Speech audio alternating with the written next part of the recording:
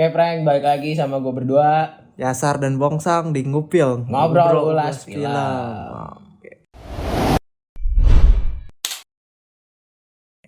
Jadi ngupil ngobrol ulas film ini adalah salah satu konten baru kita baru dari Segi karena kan kemarin podcast ya. Podcast jadi sekarang kita mau Ya, ngobrolin ini sisi lain lah. Karena kan kalau kemarin podcastnya tentang fashion, urban, lifestyle dan segala macam. Sekarang tentang film tentunya ya kan. Karena nggak tahu kenapa ya udah dari sekitar 2 tahun atau 3 tahun yang lalu gitu ya. Film Indonesia tuh kualitasnya udah mulai gokil-gokil ya kan. Udah banyak-banyak film apa yang genrenya tuh bukan cinta-cintaan doang. Udah atau banyak juga yang cinta-cintaan tapi apa ya? Bukan cinta-cintaan yang kayak cinta SMA gitu atau maksudnya banyak yang cinta ke SMA cuman lebih di remake lagi ke kayak apa ya? Bukan lebih diperluas aja ke lagi diperluas kayak lebih ke arah logikanya gitu, lebih masuk kayak kalau anak SMA biar nggak boring aja. Ya. Karena kan sebelumnya kalau kita nonton film anak SMA ya udah gitu. Cinta SMA, mereka yang kaya-kaya dan yang miskin. Iya, mungkin kalau gue sih kerasanya buat umuran SMA ke bawah aja. Iya, yang baru-baru ini kalau yang mungkin yang udah dewasa kayak flashback gitu, tapi kan kadang boring juga. Gak relate kayak sebenarnya kita yang ngelihat film SMA lagi kan kadang gak relate aja gitu. Gak relate-nya kayak kita baru lulus nggak nyampe 10 tahun. Iya. Tapi kita maksud gue nggak relate kayak perasaan anak sekolah nggak kayak gini deh. Iya. Maksudnya anak sekolah tuh harusnya melakukan hal kayak gini. Maksud gue ya relatable-nya gitu. Kalau yang seperti di film-film sebelumnya kan gitu, beberapa tahun sebelumnya kan film anak sekolah tuh kayak tentang anak sekolah saya ngadu kekayaan lah, ujung-ujungnya cinta baper udah tuh. Paling yang jadi kambing hitamnya yang si miskin. Si miskinnya yang jatuh cinta. Maksud gue kayak enggak seperti itu gitu. Udah boring gitu, kayak udah bosan gitu. Dan ada satu orang tuh di sekolah kayak yang dia tuh emang kayak bener-bener ditakutin gitu satu orang gitu. Tapi dalam lingkup kayak bukan untuk keseluruhan, tau nggak? Iya. Ngerti nggak sih maksud gue? Ngerti. Dia ditakutin kayak wah ini bocah paling ini nih, paling beringas gitu. Iyalah. Terus yang paling beringas biasanya paling kaya. Iya, paling beringas paling kaya, dia bisa ngebayar temen-temennya gitu, tau nggak? Padahal secara kehidupan SMA yang asli gitu ya. Yang paling bandel bukan yang paling kaya. Iya, malah justru yang lu seperti yang biasa aja. Maksud gue justru kalau ketika lu berkelakuan seperti itu gitu ya, merasa lu paling berpenguasa gitu ketika sekolah ya lu abis sendiri tuh, bener nggak? Ya lu dikemek sama geng-gengan yang lain aja. Maksud gue di situ nggak. Nah mulai kesini film-film sekolahnya cintanya ya udah mulai relate tuh ya kan. Udah kayak ada itu film tentang apa gue nikah dijodohin apa gue lupa. Ntar kita mungkin bakal review itu. Tapi nikah dijodohin apa anjing? Perjodohan gitu, lupa gue dulu nonton sama mantan gue. Makanya lupa semuanya tuh. Iya. Nah ya maksudnya film-film yang kayak sekarang ya Dear Nathan. Iya. Maksudnya berapa tahun yang lalu, 2 tahun yang lalu tuh 2017 4 tahun yang laluan lah. Jangan dilanjut karena kita nggak mau ngebahas itu daripada tambah dalam, mending kita beralih ke topiknya. Jadi kita ngebahas. Kita di sini apa ya? Bukan nge-review ya. Kita cuma ngobrol, ngulas ya film gitu. Dalam sudut pandang kita awam gitu. Aja. Iya, secara perspektif kita gitu. Sengertinya kita ya. Enggak yang kita menghakimi kayak ini adegannya kurang enggak. Jadi kita mau ngomongin film Sobat Ambyar gitu. Sobat Ambyar ya yang rilis pada tahun 2020. 2021 anjing. Harusnya kan 2020 tapi gara-gara Covid. Iya. Harusnya cuman gara-gara Covid akhirnya ditayangin 2021 di Netflix. Dan ini film yang didedikasikan untuk almarhum Pak Didi Kempot dan ya mungkin jadi film terakhirnya ya. Film satu-satunya dan film terakhirnya almarhum Pak Didi Kempot. Yang referensinya dari lagu-lagu dia. Iya, lagu-lagu dia gitu karena ya mungkin gitu untuk kalangan muda kayak kita yang mungkin paham banget bahasa Jawa, yang ngerti banget bahasa Jawa dengan lagu-lagunya Pak Didi Kempot, mungkin feel-nya dapat ya, terasa ya. Tapi mungkin kalau orang yang nggak ngerti bahasa Jawa kayak ini apa sih Nah, padahal cuman ya itu magicnya gitu. Kita pun yang kita nggak ngerti bahasa Jawa, tapi kita juga ngerasa, nah ya kan? sebetulnya Ya, magicnya gitu maksud gua kayak kita nggak paham banget bahasa Jawa, nggak ngerti bahasa Jawa, cuman magisnya kena gitu.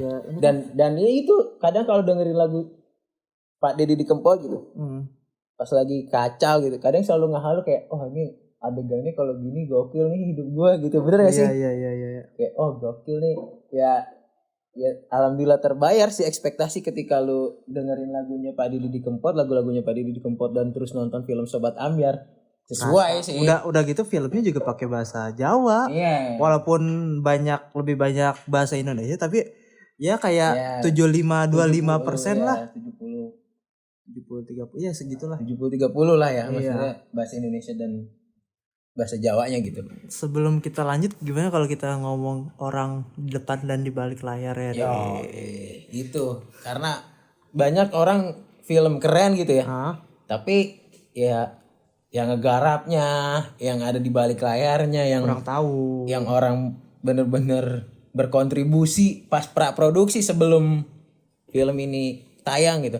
Mereka nggak fokusnya ya talent gitu, karena ya emang garda paling depan talent kan. Tapi kan di balik itu semua ya ada sutradara, produser, penulis naskah, bahkan ada ya kameramen, orang yang nginin lighting, iya. Ada art segala macam. Nah, tapi kita nggak sampai sedalam itu ya. Ya kita bakal yang ngomong intinya. Jadi film ini sutradaranya itu Charles Gozali dan Bagus Bramanti.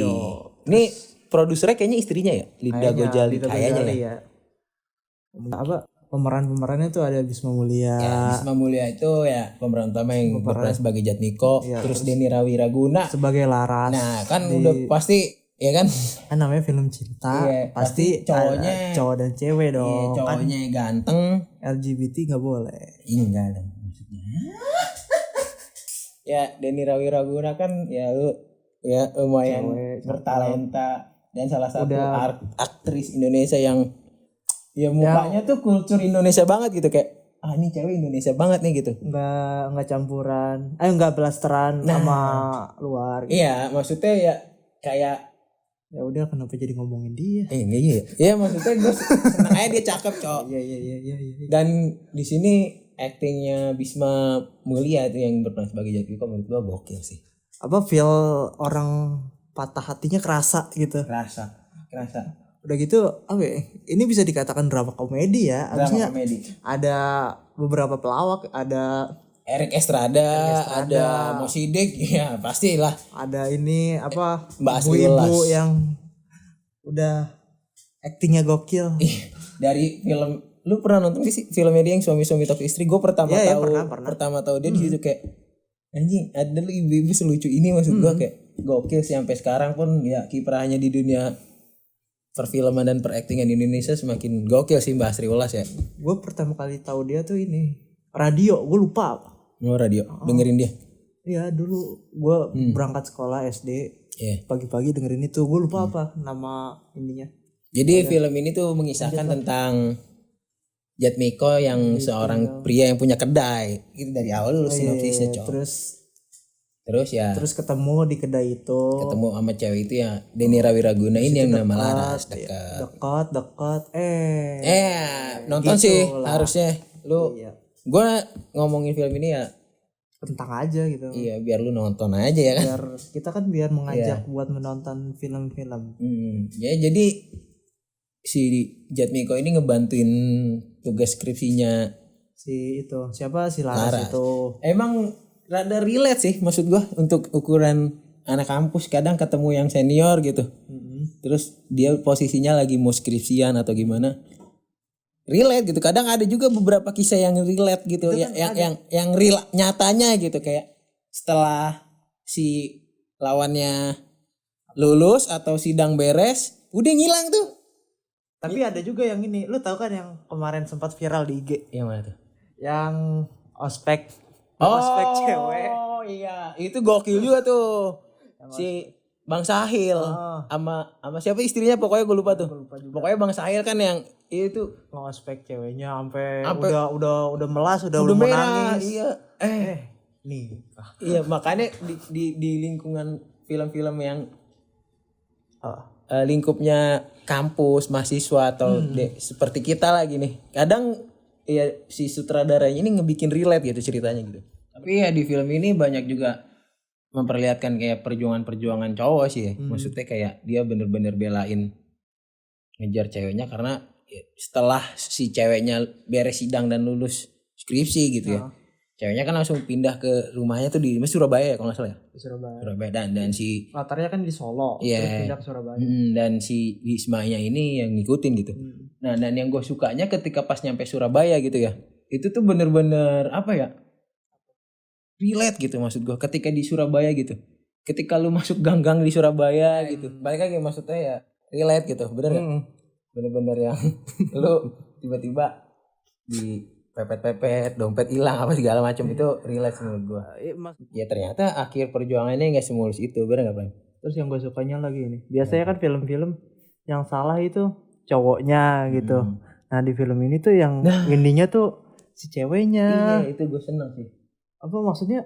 Kalau ada yang orang bilang semua cowok itu sama, ya lu nonton film ini dulu aja. Iya untuk cewek-cewek ya. Iya. Kadang ya gue nonton sama temen cewek gue juga kesel kayak perasaan gue yang cewek nggak seperti ini dah gitu, nggak kayak gini-gini amat gitu. Oh ini kan kesannya kayak bener-bener lu udah manfaatin, maksudnya emang ya manfaatinnya bukan berupa materi ya, cuman kan ya lu waktu, terus apa ya? pikiran, hati ya kan ya, sampai akhirnya lu lulus anjing. Itu kan di mana momen-momen emang lu butuh support system anjing ketika lu lagi skripsian gitu, banyak revisi bener nggak? Kalau kayak patah tuh apa kacang lupa sama kulitnya. Dan ya dari segi pengambilan gambar sinematografinya menurut gue cukup adem sih. Udah gitu gue inget gue yang paling gue suka tuh pas dia lagi bikin skripsi. Nah kan skripsinya pakai kopinya si Jatmiko itu. Terus kan datang ke rumahnya. Apa dikasih tahu bikin kopi bla bla. Nah, gue suka banget tuh di situ sinematiknya tuh. Scene ininya ya, scene semiotika tentang kopinya gitu ya. Kayak lu kopi tuh seperti ini gitu. Apa ya? Ini kan bukan film ngejelasin tentang kopi, tapi ada unsurnya secara nggak langsung. Iya, gitu. ada unsur kopi. Iya, semiotika yang gue bilang. Jadi ya tanpa dijelasin pun ya ini juga salah satunya film mengangkat tentang kopi yang ada di Solo gitu. Walaupun enggak bukan inti ceritanya ya. Jujur gue baru ngikutin ini ya, baru ngikutin filmnya, salah satu film dari Mas Charles Gojali. Jadi mungkin dari segi sinematografi, angle pengambilan gambar gue baru lihat ya. Cuman menurut gue lumayan asik sih ngambilnya. Ya kan ya? Jadi kayak angle yang gak kita duga dia tapi ngambil di situ kayak nih ngambil di sini nih biasanya rata-rata gitu ya. Rata-rata kan ngambilnya kalau misalkan lagi bercakap misalkan ya pakai Jimmy Jeep turun ke bawah gitu. Tapi enggak gitu. Ini kebanyakan datar tapi ngambilnya dari flat ya kan? Kiri kanan kiri. Pending-pendingan doang gitu. Iya. Menurut gue kayak ini simpel sih maksud gue ngelihatnya gitu ya.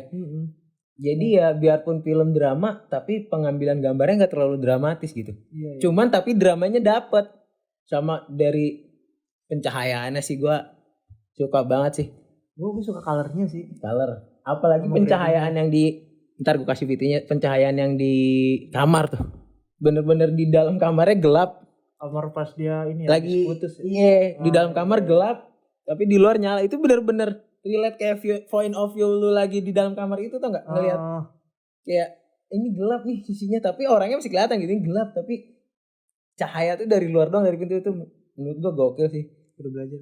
Asli. Kita pakai di sini kan anjing keren anjing banget. Ya. Anjing asli. Dan ya tungstennya gila juga sih. Ketika dia lagi di kedai, lagi di dapur bikin kopi, kuningnya gue suka banget.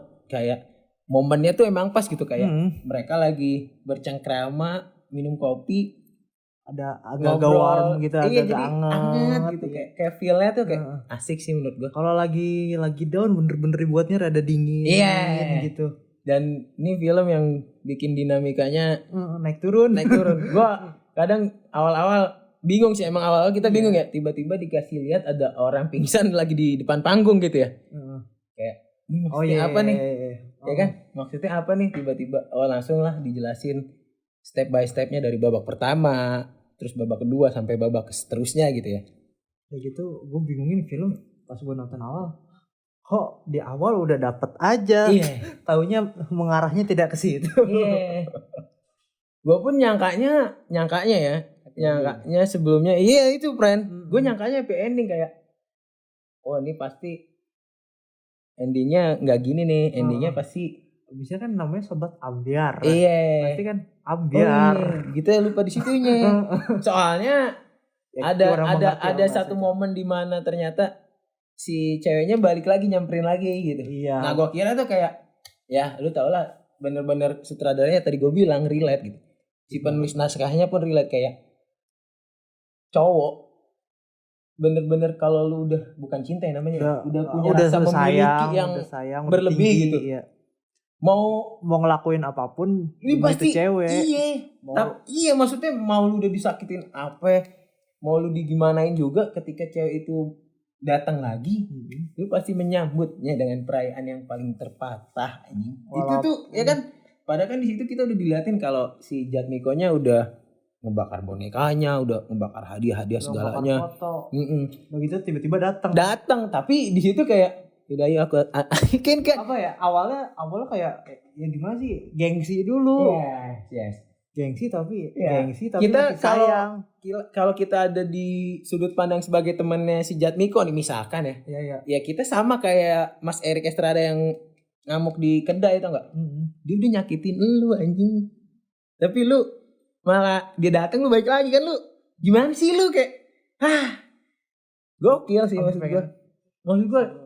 Ya kita relate di situ ya kayak ya juga sih anjing teman-teman kita yang kayak gitu rata-rata hampir sama kayak gitu ya.